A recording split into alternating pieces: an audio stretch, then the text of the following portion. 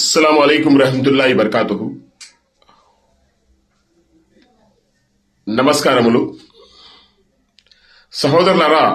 ఈ చిన్న ఒక వీడియో మన ఆంధ్రప్రదేశ్ గురించి నేను చేస్తున్నాను.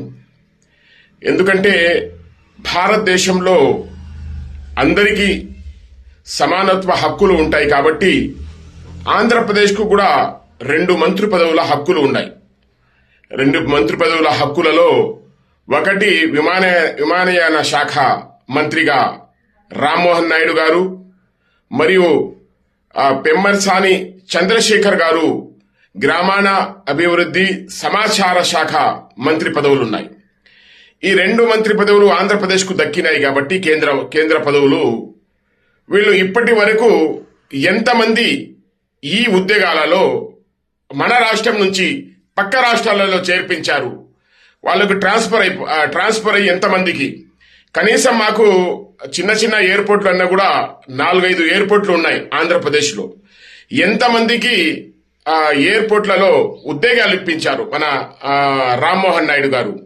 మరియు పెమ్మసాని చంద్రశేఖర్ గారు ఆయన కేంద్ర మంత్రిగా ఉన్నారు, ఆయన ఏ పదవులు ఇప్పించారు? ఇది ఎందుకు చెప్తున్నానంటే ఈరోజు మీరు చూసి ఉంటారు, రైల్వే శాఖ మంత్రి ఫస్ట్ లాలూ ప్రసాద్ యాదవ్ తన బీహార్ వాళ్లను మొత్తం దేశంలో ప్రతి ఒక్కరిని చేర్పించారు.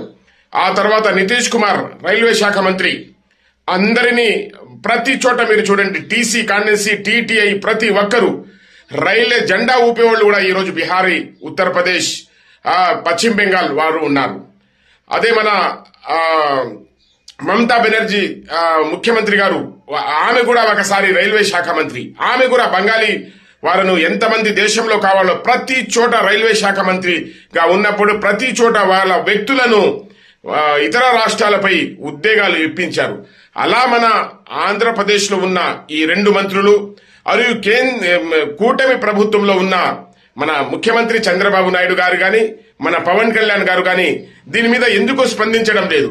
వీళ్ళు ఊరికే రాజధాని మనం తయారు చేసుకుంటే సాలనా? ఉద్యోగాలు మనకు కేంద్రం నుంచి అవసరం లేదా? ఎంతమందికి ఉద్యోగాలు ఇస్తున్నారు అది వివరణ ఇవ్వాలా?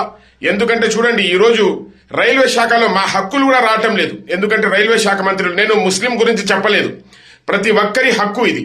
మనము భారతదేశంలో ఉన్నాము కాబట్టి ఎంతమందిని వీళ్ళు ఉద్యోగులలో చేర్పించారు, ఇంతకు ముందు ఎంతమందిని చేర్పించారు అనేది కూడా మేము ఈ ప్రశ్నలు లేవనెత్తుతూ ఉండాలి.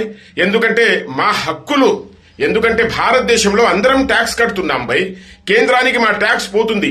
26 రూపాయల లెక్కన ఇక్కడ రాష్ట్ర ప్రభుత్వం తీసుకుంటుంది పెట్రోలులో, వాళ్ళు 20 రూపాయలు 30 రూపాయల లెక్కన వాళ్ళు తీసుకుంటున్నారు పెట్రోల్లోనే. 1 లీటరు పెట్రోల్ వాడకుండా మనము ఆంధ్రప్రదేశ్ లో ఎవరు లేరు, రోజు 1 లీటర్ వాడుతూనే ఉన్నారు. కాబట్టి దీని మీద ఆలోచన చేయాలి. ఈ సందేశం మీకు సరైనది అయితే ప్రతి ఒక్కరూ తప్పకుండా షేర్ చేయాలని ఆశిస్తున్నాను. అస్సలాము అలైకుం రహమతుల్లాహి బర్కాతుహు.